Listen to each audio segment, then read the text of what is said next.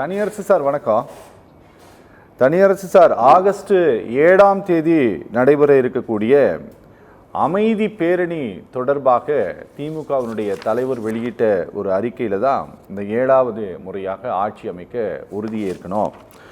நீங்கள் இப்படி ஒரு தொண்டர்கள் படை அப்படிங்கிறது உலகத்தில் வேறு எந்த பார்ட்டியிலையும் இல்லை அப்படிங்கிற மாதிரியான விஷயங்கள் எல்லாம் அதில் பதிவு செய்திருக்கிறார். ஆனால் 70 வருஷம் ஆனாலும் இனி நீங்கள் வரவே முடியாது அப்படின்ட்டு இவங்க சொல்கிறாங்க. சார், தொடர்ச்சியான தேர்தல் கால அரசியல் தொடங்கிருச்சு அப்படிங்கிறதுனால நாங்களும் இதை பேச வேண்டிய தேவை இருக்கிறது. சார், ரெண்டு பேரும் மாறி மாறி பேசிகிட்டு இருக்கிறாங்க சார். இந்த வடிவேல் காமெடி மாதிரி தான் சார் பேசிகிட்டு இருக்கிறாங்க. ஆனால் கிரவுண்டோட ரியாலிட்டி எப்படி சார் இருக்குது? இல்லையா, இப்போ ஆளுகிற கட்சி திராவிட முன்னேற்ற கழகம், பிரதான எதிர்கட்சி அண்ணா திராவிட முன்னேற்ற கழகம், தளபதி ஸ்டாலின், எடப்பாடியார். அப்போ இந்த கருத்து மோதல் அல்லது அரசின் மீது இவர்கள் குற்றம் சாட்டுவது, அவர்கள் முந்தைய அரசு ஆட்சி பொறுப்பில் இருந்த எடப்பாடியார் மீது திராவிட முன்னேற்ற கழகம் விமர்சனங்களை, குறைகளை சொல்வது, இது ஜனநாயகத்தில் இதுதான் அழகு. இப்போ ஜனநாயகத்தின் மகுடமே பல்வேறு கட்சிகள் தன்னுடைய கருத்துக்களை வலிமையாக பரப்புரை செய்வது, அதில் ஆளுகிற வாய்ப்பை பெற்றவர்கள் தந்த வாக்குறுதியை நிறைவேற்றாதது அல்லது அந்த கட்சியின் கொள்கைகளை நிலைநாட்ட முடியாமல் போனதை தான் எதிர்கட்சிகள் பிழையாக சொல்லி நாங்கள் ஆட்சிக்கு வருவதற்குங்கிற முறை தான். அந்த முறைப்படி இன்று 2026 சட்டமன்ற பொதுத் தேர்தலுக்கான பரப்புரையை பிரதான எதிர்கட்சி தலைவர் துவங்கிவிட்டார். இன்னும் சொல்ல போனால் இரட்டை இலை சின்னத்திற்கு வாக்குகளை கேட்டு பிரச்சாரத்தை இந்தியாவிலேயே 10 மாதங்களுக்கு முன்பு துவக்கின ஒரே வரலாற்று சிறப்பு அதிமுகவுக்கு, தமிழ்நாட்டுக்கு தான் உண்டு. அது எடப்பாடியாருக்கு உண்டு. அந்த அளவில் இன்னைக்கு அது கூர்மையாக களத்தில் ஒரு பிரச்சாரத்துக்கு போகிறதுனால ஆளுகிற அரசு, அதற்கு தலைமையேற்று இருக்கிற திமுக தலைவர் ஸ்டாலின் அதற்கு விளக்கமும் அதன் மீதான விமர்சனம், அதனால் நீங்கள் எதிர்கட்சி தலைவருடைய குற்றச்சாட்டுகளுக்கு விளக்கமும் விமர்சனமும் தர வேண்டிய பொறுப்பும் ஆளுகிற கட்சிக்கு இருக்கிறது என்பதனால் அண்ணா திராவிட முன்னேற்ற கழகத்தின் குற்றச்சாட்டை மறுத்து திராவிட முன்னேற்ற கழகத்தினுடைய சாதனைகளை பட்டியலிட்டு திராவிட முன்னேற்ற கழகத்தின் தொண்டர்களுக்கு அறைகோல் விடுக்கிறார். அண்ணா திராவிட முன்னேற்ற கழகத்தினுடைய பிரதான எதிர்கட்சி தலைவரின் குற்றச்சாட்டுகள் பிழையானது, திராவிட முன்னேற்ற கழகத்தின் சாதனைகளை பட்டியலிட்டியெல்லாம் கொண்டு சென்று, அதாவது ஓரணியில் தமிழ்நாடு என்று மக்களுக்கு நெருக்கமாக நீங்கள் திமுகவின் சாதனைகளை எடுத்து சொல்லி அதை வாக்குகளாக மாற்றி 7வது முறையாக திராவிட முன்னேற்ற கழகத்தின் அரசை அமைத்து தளபதி ஸ்டாலின் அரசு, திராவிட மாடல் அரசு மீண்டும் நிலை பெற தொடர நீங்கள் மக்களை அணுகி மக்களின் ஆதரவை பெற வேண்டும் என்று முடிக்கிறார் அந்த கடிதத்தில். அதில் நீங்கள் பொருளாதாரத்தில் நம்ம முன்னேறியது, சமூக தளத்தில் நம்ம முன்னேறியது, பல்வேறு சட்டம் ஒழுங்கு உள்ளிட்ட பல்வேறு குறியீடுகளில் மத்திய ஒன்றிய பாஜக அரசு தமிழக அரசுக்கு தந்த நற்சான்றுகளெல்லாம் பட்டியலிடுகிறார் முதலமைச்சர். அப்போ திராவிட முன்னேற்ற கழகத்தினுடைய இந்த பட்டியல், அண்ணா திராவிட முன்னேற்ற கழகத்திற்கான குற்றச்சாட்டு, பாரதிய ஜனதா கட்சி தமிழ்நாட்டை வஞ்சிக்கிறது, தமிழர்களுக்கு எதிரான, தமிழகத்தினுடைய திராவிட கருத்தியல் கொள்கைக்கு எதிரான மதசார்புள்ள மதவாத இயக்கமான பாஜகவினுடைய அரசை எடப்பாடியார் ஆதரிக்கிறார். அதிமுக அவர்களின் கரம் பற்றி கூட்டணியாக களத்திற்கு வருகிறார்கள். ஆகவே தமிழ்நாட்டு மக்கள் அவர்களை தண்டிக்க வேண்டும், அவர்களை ஆதரிக்க கூடாது என்று முதலமைச்சர் விரும்புகிறார், திமுக தலைவர் சொல்லுகிறார். அப்படின்னா இப்போ நீங்கள் தனித்த அண்ணா திராவிட முன்னேற்ற கழகத்தின் கொள்கையையோ இங்கே அதிவீரராம பாண்டியன் சொன்னதை போல அண்ணா திராவிட முன்னேற்ற கழகத்தில் எடப்பாடி செய்த சாதனைகளையோ எந்த இடத்திலும் திராவிட முன்னேற்ற கழகம் அதன் தலைவர் குறை சொல்லவில்லை. அவர் பாரதிய ஜனதா கட்சியின் கொள்கைகளை, பாரதிய ஜனதா கட்சி தமிழ்நாட்டிற்கு எந்தெந்த வகையில் வஞ்சிக்கிறது, அப்படி வஞ்சிக்கப்பட்ட பாஜகவினுடைய ஆட்சி அதிகாரத்தை கண்டிக்காமல் தண்டிக்காமல் ஒரு திராவிட பேர் இயக்கத்தின் பொதுச் செயலாளராக இருக்கிற எடப்பாடியார் பாஜகவை ஆற தழுவி கொண்டு தமிழர்களுக்கு விரோதமான கட்சியோடு கரம் பற்றி கொண்டு சேராத இடம் தனிலே சேர்ந்து நம்மை அழிக்க வருகிறார், எச்சரிக்கையாக இருக்க வேண்டும் சொல்றார். அப்ப பாஜக என்பது தமிழர் விரோத கட்சி என்பது எங்க அதிபீரராம பாண்டியனுக்கு தெரியும். இங்கே திராவிட இயக்க தலைவர்களிலேயே முதுபெரும் தலைவர்களாக தமிழ்நாட்டில் எஞ்சி இருக்கிற ஒரே தலைவர் எங்க சமரசம் ஐயாவுன்னு அவருக்கும் நல்லா தெரியும். பாரதிய ஜனதா கட்சிக்கும் திராவிட முன்னேற்ற கழகத்திற்குமான ஒரு சித்தாந்த வேறுபாடு நேர் எதிரானது, ஒரு ஒரு தத்துவ கோட்பாட்டு நேர் எதிரானதுங்கிறத எல்லாத்துக்கும் தெரியும். ஆனாலும் இப்போ நாங்கள் அதிமுகவை ஆதரிக்கிறது அல்லது தேசிய ஜனநாயக கூட்டணியை ஆதரிப்பது என்பதனாலேயே புதிய நீதி கட்சியின் பொதுச் செயலாளராக சமீபத்தில் பொறுப்பேற்றிருக்கிற எங்கள் சமரசம் ஐயா போன்றவர்களே பாஜகவை, மோடியை, இந்துத்துவ இயக்கத்தை ஆதரிக்கிற நிலைக்கு வந்திருக்கிறது என்பதுதான் பாஜகவுக்கு பெரிய வலிமை. அப்போ பாஜகவை இவர்கள் ஆதரிப்பது தான் குறை என்று திமுக கருதுகிறது, தலைவர் கருதுகிறார், ஆட்சியாளர் கருதுகிறாரே அல்லாமல் புதிய நீதி கட்சியின் கொள்கையையோ அதிமுகவின் கொள்கையையோ எடப்பாடியையோ ஒரு இடத்திலும் திமுக எந்த காலத்திலும் விமர்சிக்கவே இல்லை. திராவிட முன்னேற்ற கழகத்திற்கு இணையாக அதைவிட கூடுதலாக அண்ணா திராவிட முன்னேற்ற கழகம் தமிழ்நாட்டிற்கு சமூக நீதி திட்டங்களை தந்திருக்கிறது. சமூகத்தில் சாதி மத பாகுபாடு இல்லாமல் மதவாத சக்தி காலுன்றாமல் தடுத்து நிறுத்தியதும் திராவிட முன்னேற்ற கழகத்தை காட்டிலும் அண்ணா திராவிட முன்னேற்ற கழகம் என்பதில் யாருக்கும் மாற்று கருத்தே இல்லை.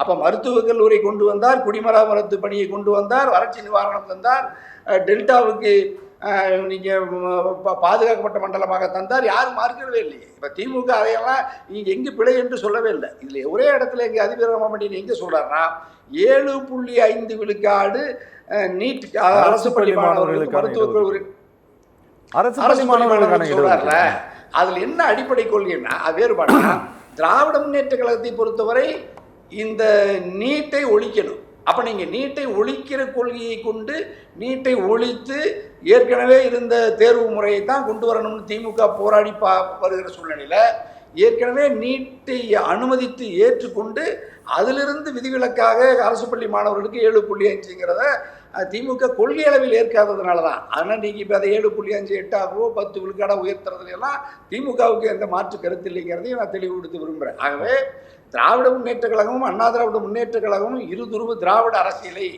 மையமாக கொண்டு தந்தை பெரியாரும் பேரறிஞர் அண்ணாவும் புரட்சித் தலைவர் புரட்சித் தலைவி அம்மா முத்தமிழறிஞர் கலைஞர் இவர்கள் அனைவருமே ஒரே இலக்கு ஒரே கொள்கையை கொண்டவர்கள் தான். பாஜக நமக்கு எதிரானது. ஆகவே பாஜகவை தோற்கடிக்க வேண்டும் என்பதற்காகவே அவரோடு கைகோட்டிருக்கிற அதிமுகவை தோற்கடிக்க வேண்டிய கூடுதல் பொறுப்பு இருக்கிறது என்பதை திமுக தலைவர் கருணாநிதி அதாவது ஸ்டாலின் நாட்டு உன்னுடைய முதலமைச்சர் இந்த கடிதத்தை எழுதியிருக்கிறார். ஆகவே 7வது முறையும் திராவிட முன்னேற்ற கழகம் ஆட்சிக்கு வருவதற்கான சூழல் இருப்பதை மறுப்பதற்கு இல்லை அப்படிங்கிறத பார்க்கணும். ஓகே ஓகே ஓகே சார் வணக்கம். தனியரசு சார் வணக்கம். வணக்கம் வணக்கம். தனியரசு சார் ஒரு பெரிய என்னது புலி கரைசலை ஏற்படுத்தி இருக்கு அப்படின்னு சொல்றாரு. எத்தனை நாள் சார்? 32 நாள் பயணங்களா சார்? 14 நாட்கள் பயணம். ஃபர்ஸ்ட் 32 தொகுதி, 61 தொகுதிகள், 25 லட்சம் மக்கள். ஓகே சார், இல்ல பாத்தையா நீங்க பேசும்போது நீங்க சொன்னீங்க ஒரு 10 மாதங்களுக்கு முன்பாகவே ஒரு தேர்தல் பிரச்சார பயணத்தை வேற எந்த பார்ட்டியுமே எடுத்தது கிடையாது, திரு எடப்பாடி பழனிசாமி தான் எடுத்து பயணம் பண்ணிட்டு இருக்காரு அப்படின்னு சொல்லிட்டு இப்போ சார் சொல்லிட்டார் ஒரு 25 லட்சம் மக்களை சந்தித்து இருக்கிறார்கள் சொல்லிட்டு. சார், அரசியல்ல எல்லாவற்றையும் கூர்ந்து ஆளுங்கட்சி கவனிக்கும், ஒவ்வொரு நகர்வுகளையும் கவனிப்பார்கள். சார், ஏதாவது ஒரு வகையில் திரு இபிஎஸ்னுடைய இந்த பயணம் அப்படிங்கிறது ஏதாவது ஒரு சின்ன ஒரு பயத்தையோ அல்லது வேறு ஏதாவது ஒரு மாதிரியான ஒரு தாக்கத்தையோ ஏற்படுத்தியிருக்கா இந்த திமுகவுக்கு? தாக்கத்தை ஏற்படுத்தியது உண்மைதான். துவக்க நேரத்தில் துவக்கி அது வட மாவட்டங்களை தொட்டு டெல்டா வரைக்கும் ஓரளவு தாக்கத்தை ஏற்படுத்தி ஒரு வாரம் எடப்பாடியுடைய பரப்புரை அவருடைய பேச்சின் மூலமாக நாம் தமிழ்நாட்டில் விவாதத்தை நடத்தினோம்.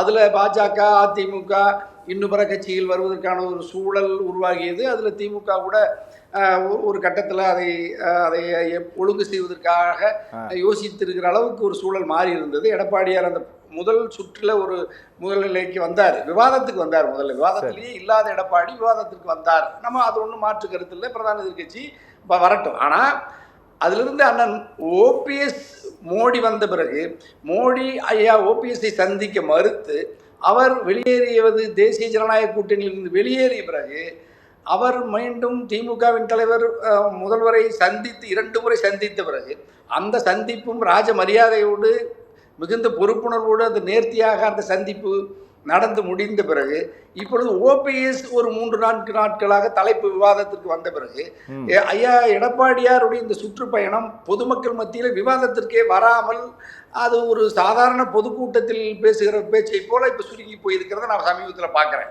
இப்போ கூட நான் இன்னைக்கு நெல்லையில் இந்த 2-3 நாட்களாக ஒரு பிரதான எதிர்க்கட்சி தலைவர் தேர்தல் பரப்புரையில் இருக்கிறார். எந்த விவாதமும் அல்ல, நாளிதழ்களில் கூட செய்தி வராத அளவுக்கு இப்பொழுது எடப்பாடியினுடைய இந்த பிரச்சார பயணம் முடக்கப்பட்டிருக்கிறது உள்ளூர் அளவில். சரி. அதில் இப்போ நீங்கள் நயினாரோடு போய் அதில் நீங்கள் இன்னைக்கு இப்போ கலந்துக்கிறாரு. நயினாருக்காக தான் இன்னைக்கு திருநெல்வேலியில் போய் பிரச்சாரம் செய்கிறார்.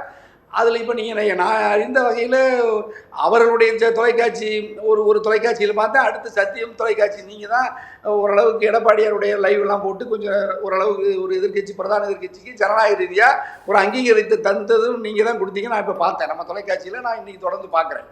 அதில் தான் இப்போ நீங்கள் இன்றைக்கி கூட நம்ம அதை தலைப்படுத்தி விவாதிக்கிறோம். ஒரு ஆளுங்கட்சி எதிர்க்கட்சி இரண்டு தலைவருடைய கருத்தை எடுத்து விவாதிப்பது ஒரு ஜனநாயகத்தின் அழகு.